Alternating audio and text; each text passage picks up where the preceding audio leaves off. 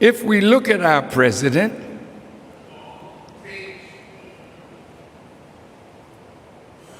and the Honorable Elijah Muhammad writes to us that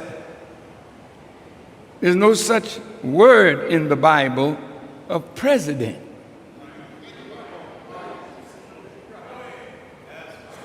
All the rulers in the Bible are kings and rulers, not presidents.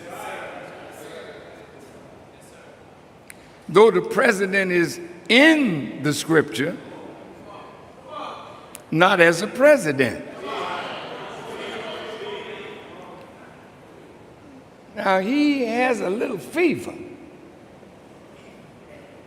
because he wants to be a king.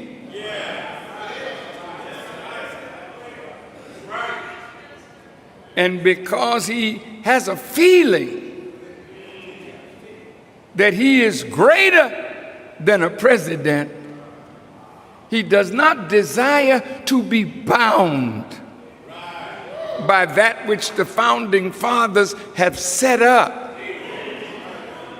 to be a balance for the power of the executive branch of government.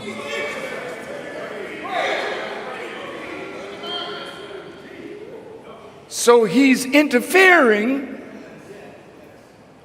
with those institutions, not in a mean-spirited way. He just feels that he could do better if he was the lawmaker, if he were the judge. Because if the judge doesn't judge according to the way he sees it, he'll take the judge on. If the attorney general doesn't do what he thinks the head law officer in the country should do, he'll take him on. So the country is right now in great confusion because the institutions of government that were set up by the founding fathers are now being challenged by a president who really wants to operate as a king. Wait.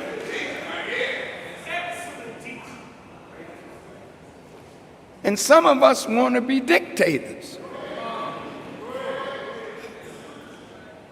We don't want any reign on our power. We would rather be the one to make all the decisions and force them on others that are under our authority.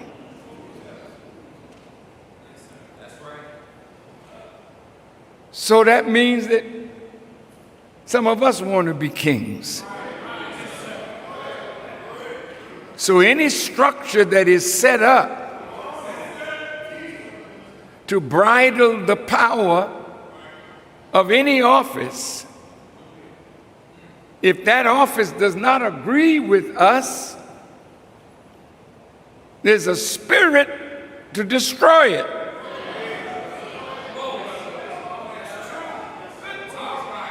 So President Trump is literally destroying the republic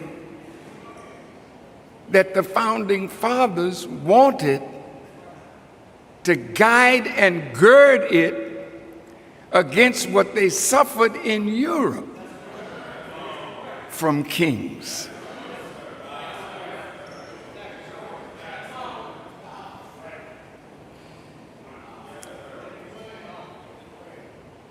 This president has seemed, as the fake news group like to call him, he's a man that is unbridled. So they say he's unpresidential.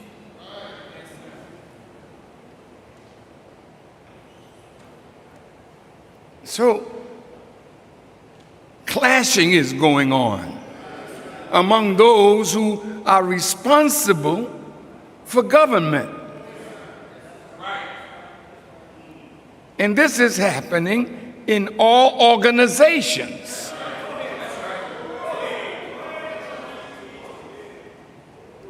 You vote somebody in, and then they want to exceed the limits of what they are to function as.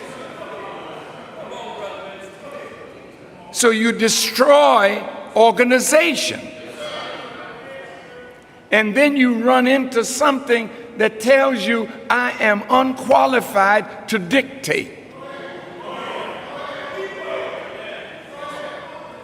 Then people start rising up against somebody who doesn't know their lane. Want to run in everybody else's lane.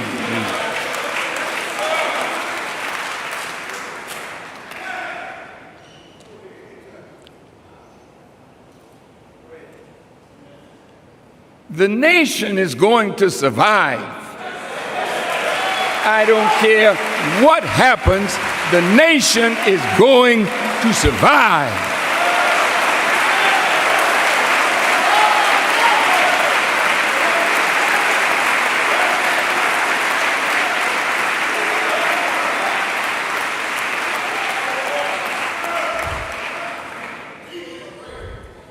Because God has taken the point that if this is his, we function according to his will, or he allows things to come up that will curtail us.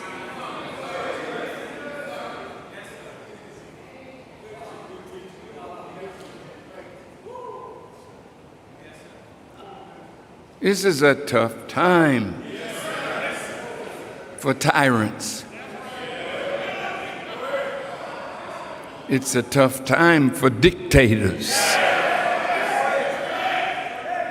It's a tough time for religious personages who have held sway. And they think that that is forever. Only God is forever. In the book of Daniel,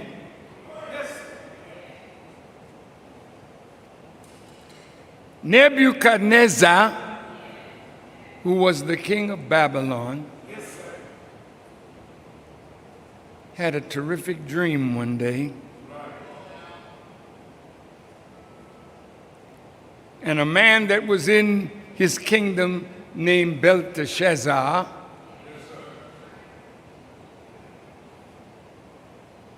was asked, after the astrologers and all the magicians could not give him the meaning of his dream, like it was with the Pharaoh and Joseph, so it was with Nebuchadnezzar and Belteshazzar. The interesting thing about these scriptures and the Babylonian persecution of the children of Israel, corrupting them, taking away their names and religion, Nebuchadnezzar once had the heart of a human being.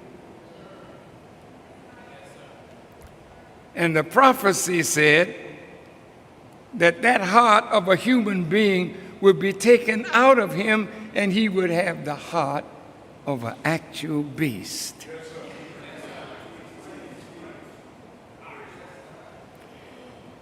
I don't know what that means to our president, but there's a heart there that in some cases is not a human.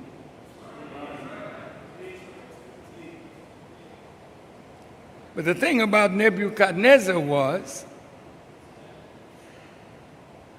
the dream was that his nation or government was like a huge tree with branches and fruit, and God ordered it to be cut down, just a stump and the root of it, and it was banded around by iron to keep it from growing. But under that condition of loss, Nebuchadnezzar's reasoning began to come back, and the heart of a beast was beginning to come out of him, and he became human again.